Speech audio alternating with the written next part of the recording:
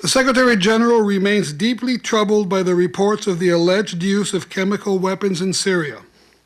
The Secretary General believes that the incidents reported yesterday need to be investigated without delay. Since yesterday, he has been in touch with world leaders on the matter.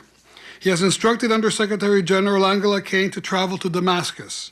Furthermore, senior UN officials have been in contact with the Syrian authorities since the first reports were received. The Secretary General takes positive note of yesterday's meeting of the Security Council, as well as the conclusions by the President of the Security Council supporting his intention to conduct a thorough, impartial, and prompt investigation.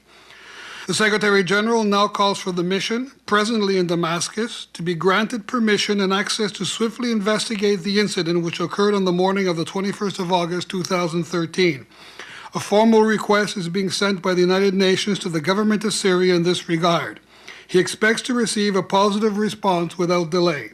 The Secretary General reiterates his call for a cessation of hostilities so that humanitarian assistance can be urgently delivered. Eduardo, regarding the call by the Secretary General for investigation in the alleged chemical attack in Damascus yesterday, Mr. Eliasson said that we need cessation of hostilities in the area.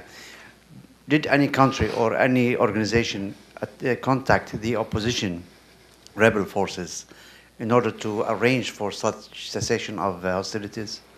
The UN is in contact with different parties in Syria trying to get this. The message has obviously been received by all concerned. We've been repeating it for the past 2.5 years, Nizar, and there's nothing new in that statement. From the very beginning, the Secretary General has said that the only solution to the problems in Syria are political solutions and that violence has no place. Yeah. Do the contacts include Al-Nusrah, for example? I'm not going to get into details as to whom we have contacted. The contacts are there. The message has been sent out. The message is known by all, and we've been repeating it for 2.5 years. Yeah. Do the contacts include Al-Nusrah, for example? I'm not going to get into details as to whom we have contacted. The contacts are there. The message has been sent out. The message is known by all, and we've been repeating it for 2.5 years. Asked about rebel groups in Syria warning aid workers to leave.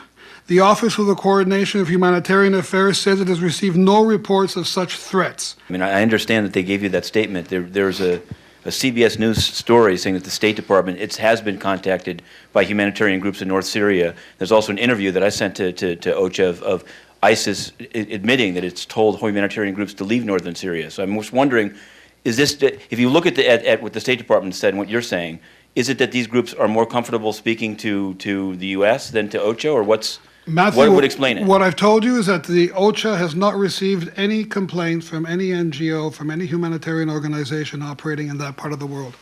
There is systematic ethnic cleansing in northern Syria where the opposition control against Armenians, against Assyrians, and Kurds.